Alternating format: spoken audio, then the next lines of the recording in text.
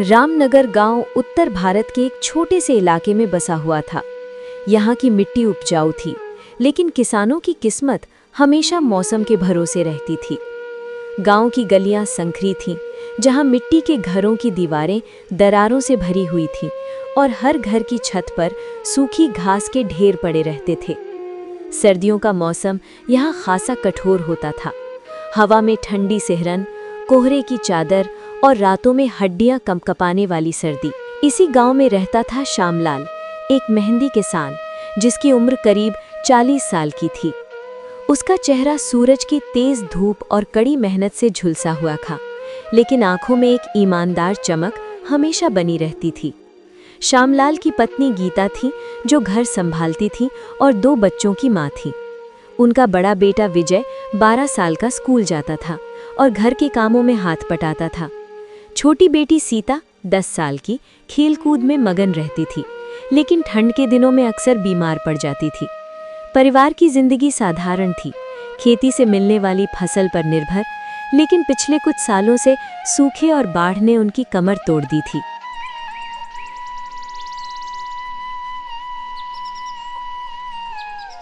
एक शरद सुबह, जब कोहरा गांव को अपनी गोद में समेटे हुए था, श्यामलाल अपने छोटे से घर में बैठा था।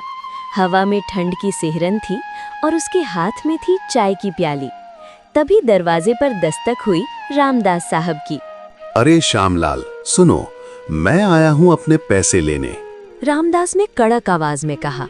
उनकी आवाज में वो अधिकार था जो अमीरों की होती है।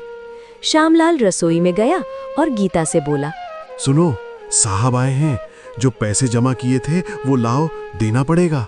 गीता रसोई में काम कर रही थी। उसने सिर उठाकर देखा, उसके चेहरे पर चिंता की लकीरें थीं। थोड़े से ही तो पैसे हैं श्यामलाल, अगर ये भी दे दिए तो कंबल कहाँ से लाएंगे? माघ की सर्दी शुरू हो गई है, खेतों में रात कैसे कटेगी बिना कंबल के?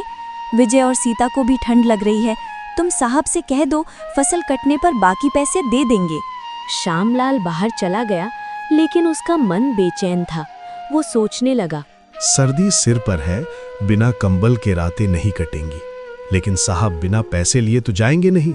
अगर नाराज हो गए तो और ब्याज लगा देंगे। वो वापस अंदर आया और बोला, गीता, पैसे लाओ, दे देते हैं। साहब मानेंगे नहीं, किसी तरह पीछा छुड़ाएं, फिर कंबल का जुगाड़ करेंगे। जुगाड़? कौन सा जुगाड़ बताओ तो जरा, दूसरा इंतजाम क्या है? साहब का कर्ज तो कभी खत्म होता ही नहीं, हर महीने आ जाते हैं और ब्याज बढ़ाते जाते हैं। मैं कहती हूँ तुम ये खेती छोड़ क्यों नहीं देते? दिन रात मर मर के काम करो, फसल हो तो सारा कर्ज में चला जाए। ऐसी खेती से क्या फायदा? मजदूरी कर लो, कम से कम शाम को 2 रोटी तो मिलेगी बिना चिंता के। मैं पैसे नहीं दूंगी। श्यामलाल का दिल बैठ गया। वो जानता था कि गीता की बात में दम है। पिछले साल भी फसल अच्छी हुई थी, लेकिन सारा पैसा कर्ज में चला गया। विजय और सीता को नए कपड़े तक नहीं दिला पाए थे, लेकिन क्या करता? गांव में मजदूरी भी कम थी और खेती ही उनका पुश्तैनी काम था। तभी बाहर से रामदास की आवाज गूंजी, अरे श्यामलाल, जल्दी कर, मेरे पास इतना वक्त नहीं है। कर्ज चुकाएगा कि नहीं, या फिर मैं गांव के सरपंच से कहूं कि तेरा खेत गिरवी रखा जाए। हाँ, देखा, साहब मानेंगे नहीं। लाओ पैसे, कंबल का कोई और इंतजाम कर लेंगे, शायद पड़ोसी से उधार ले लें। गीता ने गहरी सांस ली। उसके मन में गुस्सा था, लेकिन परिवार की चिंता ज्यादा थी। हाँ ठीक है, उसने नाराजगी भरे स्वर में कहा और एक पुराने संदूक से पैसे निकालकर श्यामलाल को थमा दिए। ये पैसे जो उन्होंने कंबल के लिए बचाए थे, सीता की दवा के पैसे काटकर, विजय की किताबें ना खरीदकर। न जाने ये साहब से कब पीछा छूटेगा। तुम अपनी खेती छोड़ दो, मजदूरी में कम से कम 2 रोटी तो मिलेगी। इस कर्ज की गुलामी से तो मुक्ति मिले। अच्छी खेती है, मेहनत करके लाओ, वो भी सब कर्ज में झोंक दो। श्यामलाल ने पैसे लिए और बाहर चला गया। साहब जी, ये लीजिए, अभी मेरे पास बस इतने ही हैं। रामदास ने पैसे गिने और भौहें चढ़ाईं। ये क्या श्यामलाल, ये तो आधे भी नहीं है, मुझे पूरे पैसे चाहिए। क्या सोचा है, मैं मुफ्त में कर्ज देता हूँ? साहब जी, फसल कटने के बाद बाकी दे दूंगा, अभी मेरे पास यही है। श्यामलाल ने गिड़गिड़ाते हुए कहा। उसकी आवाज में विनती थी, लेकिन रामदास का दिल पत्थर का था। ठीक है, फसल कटने के बाद आऊंगा और तब मुझे पूरे पैसे चाहिए, वरना तेरा भला नहीं होगा, समझा? इतना कहकर रामदास वहां से चले गए। श्यामलाल ने गहरी सांस ली और बुदबुदाया, हाँ, कम से कम अभी तो पीछा छूटा। लेकिन अब कंबल का क्या होगा? ठंड बढ़ती जा रही है। श्यामलाल का परिवार गरीब था। खेती ही उनका एकमात्र सहारा थी। उसने खेती के लिए रामदास से कर्ज लिया था, लेकिन साहब ने इतना भारी ब्याज लगाया कि कर्ज की रकम 4 गुना हो गई थी। इसे चुकाने में श्यामलाल की कमर टूट रही थी। गांव में और भी कई किसान रामदास के कर्ज के जाल में फंसे थे, लेकिन कोई आवाज नहीं उठाता था। सरपंच भी साहब से डरता था। श्यामलाल ने सोचा, कभी तो ये कर्ज खत्म होगा, लेकिन ठंड के इस मौसम में परिवार को कैसे बचाऊं? जैसे जैसे दिन गुजरते गए, रामनगर में ठंड का कहर बढ़ता जा रहा था। माघ की सर्दी ने गांव को अपनी चपेट में ले लिया था। सुबह सुबह कोहरा इतना घना होता कि सूरज की पहली किरण भी मुश्किल से दिखती। लोग घरों में दुबके रहते और खेतों में काम करना दूभर हो गया था। श्यामलाल रोज सुबह उठकर खेत जाता, लेकिन ठंड से उसके हाथ सुन्न हो जाते। विजय और गीता को स्कूल भेजना भी मुश्किल हो रहा था। गीता कहती, माँ, ठंड लगती है, स्कूल मत भेजो आज। ठीक है बेटी, आज तुम घर पर ही रहो। वैसे भी आज बहुत ठंड पड़ रही है।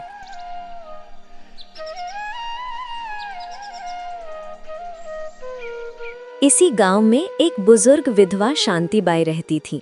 वो अकेली थी, कोई संतान नहीं, कोई सहारा नहीं। शांतिबाई की उम्र 70 के करीब थी, लेकिन ठंड में उसका शरीर और भी कमजोर हो जाता था। उसके पति की मौत कई साल पहले हो गई थी और बेटा शहर चला गया था, कभी लौटा ही नहीं। शांतिबाई गांव में घूम घूम कर लकड़ी और गोबर इकट्ठा करती और उससे उपले बनाकर बेचती थी। उसी से उसका गुजारा चलता था। उसके घर के नाम पर एक छोटी सी झोपड़ी थी, जहां दीवारें मिट्टी की थी और छत पर घास पड़ी थी। झोपड़ी के अंदर एक पुरानी चारपाई, कुछ बर्तन और एक छोटा चूल्हा, बस यही उसकी दुनिया थी। एक दिन शांतिबाई सुबह उठी। ठंड से उसके जोड़ दर्द कर रहे थे। हाय राम, आज तो ठंड हड्डियां जमा रही है। इतनी सर्दी में काम कैसे करूं? लेकिन ना करूं तो भूखी मर जाऊंगी।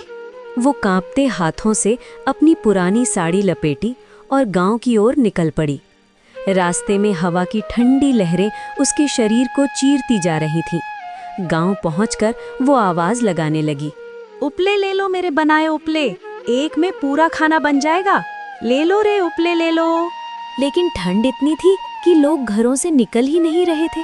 कुछ लोग खिड़कियों से झांकते, लेकिन कोई खरीदने नहीं आता। शांतिबाई निराश होकर सोचने लगी, आज तो कोई खरीदने नहीं आया। ठंड भी बहुत है, लगता है खाली हाथ लौटना पड़ेगा।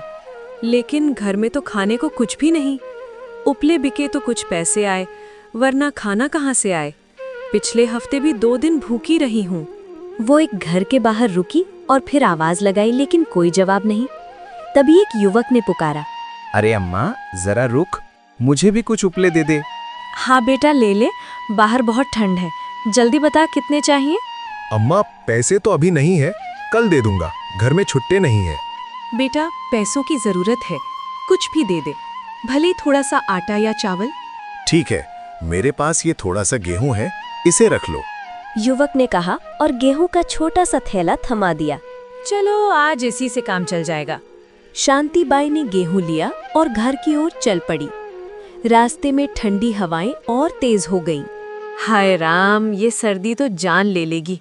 बस किसी तरह घर पहुंच जाऊं तो रजाई ओढ़कर चूल्हे के पास बैठूंगी। बुढ़ापे में ये ठंड अब सहन नहीं होती। वो कांपते कदमों से आगे बढ़ी। शांतिबाई किसी तरह घर पहुंचे। झोपड़ी का दरवाजा खोलते ही ठंडी हवा अंदर घुस आई। वो चूल्हे के पास बैठ गई। राम जी, थोड़ी राहत तो मिली। आज तो ऐसा लग रहा था कि प्राण ही निकल जाएंगे। अब ये गेहूं पीसकर रोटी बनाऊंगी, लेकिन हाथ काम नहीं करते। वो चूल्हा जलाने लगी, लेकिन लकड़ियां गीली थी। धुआं उठा, आंखें जलने लगी। फिर भी उसने रोटी बनाई और खाई। रात में वो चारपाई पर लेटी, लेकिन नींद नहीं आई। ठंड उसके शरीर में सुइयों की तरह चुभ रही थी।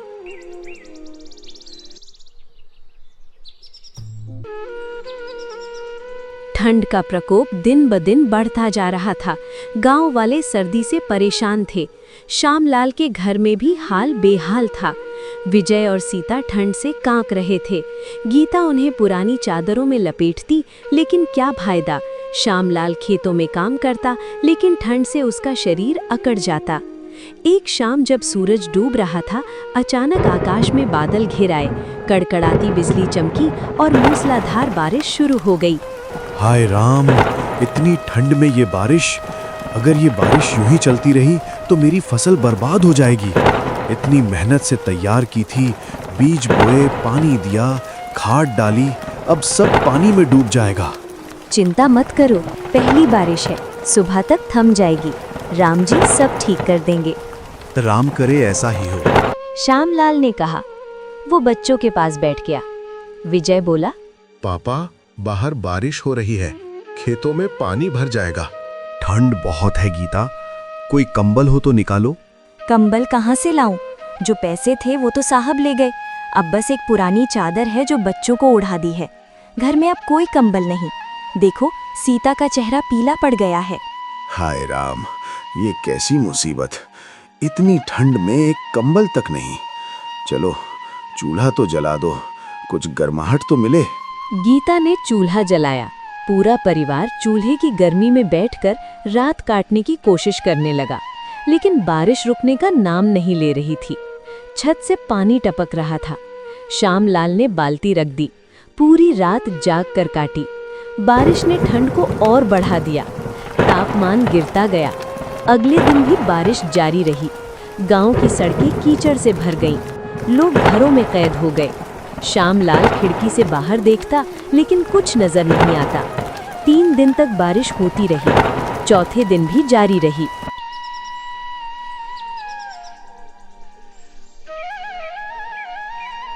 पांचवें दिन जब बारिश रुकी तो श्यामलाल खेत देखने गया।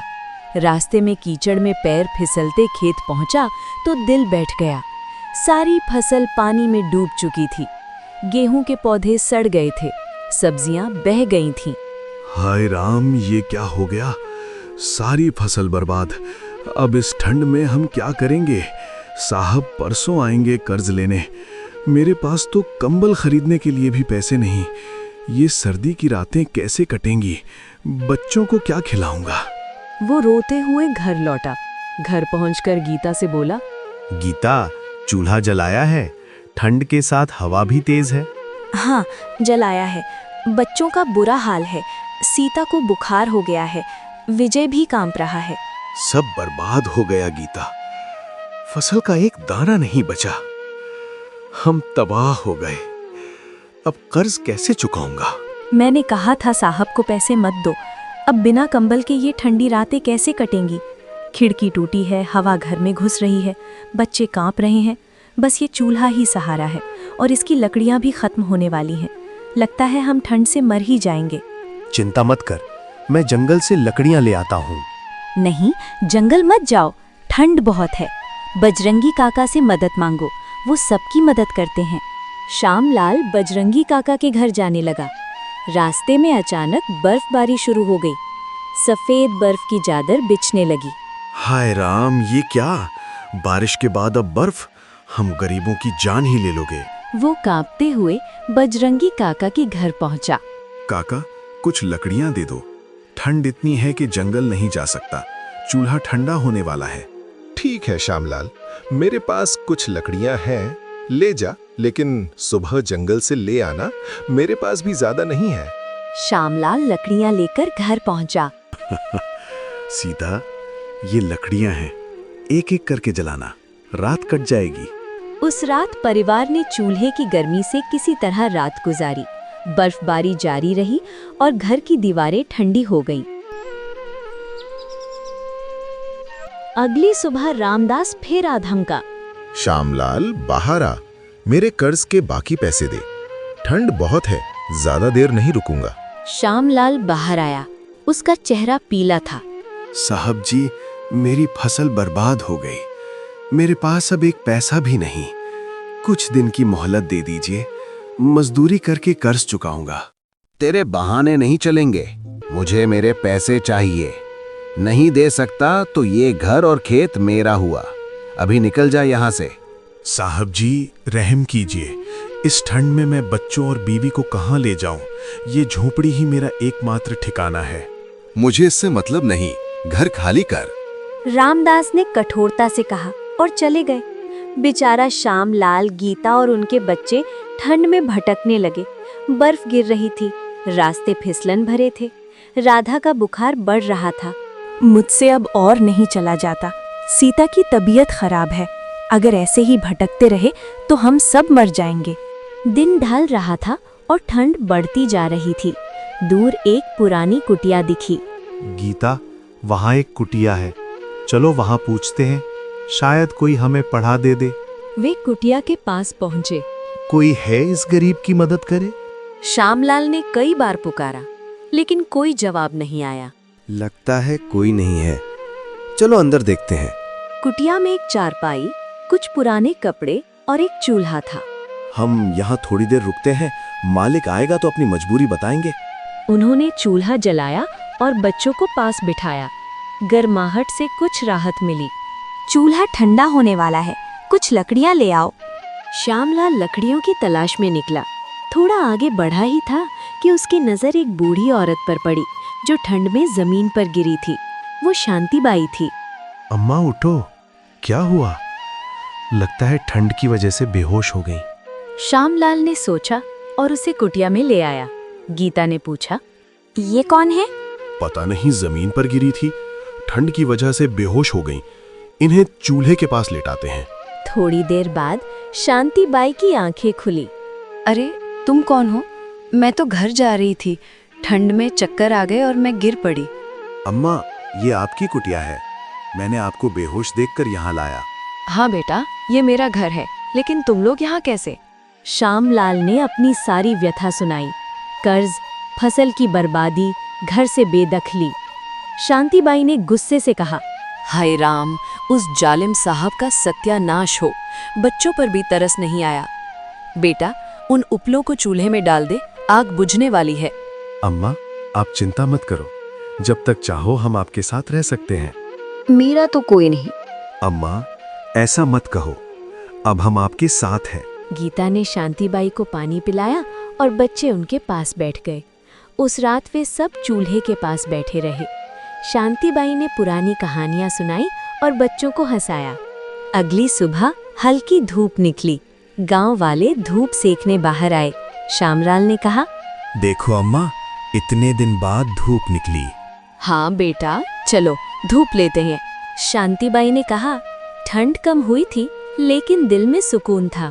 अम्मा, आज मैं आपके उपले बेच आता हूँ। ठीक है बेटा।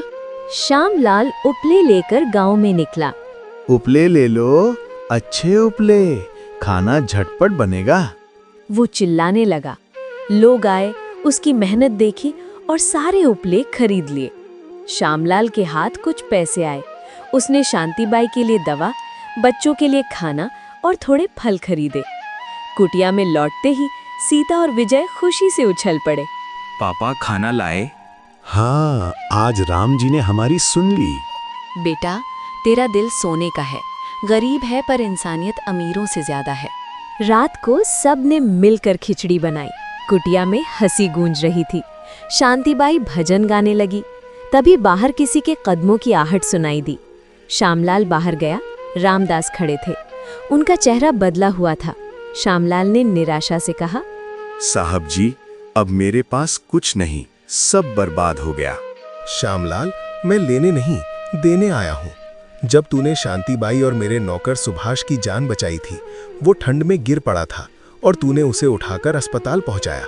तब मुझे अपनी गलती समझ आई। मैंने तुझ पर बहुत जुल्म किया। ये ले, तेरे खेत के कागज और कुछ पैसे। अब तुझ पर कोई कर्ज नहीं। साहब जी, आपने तो मेरा संसार लौटा दिया।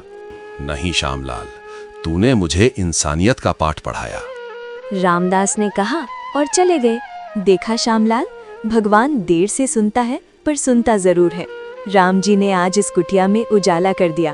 उस दिन से श्यामलाल का परिवार और शांतिबाई एक साथ रहने लगे।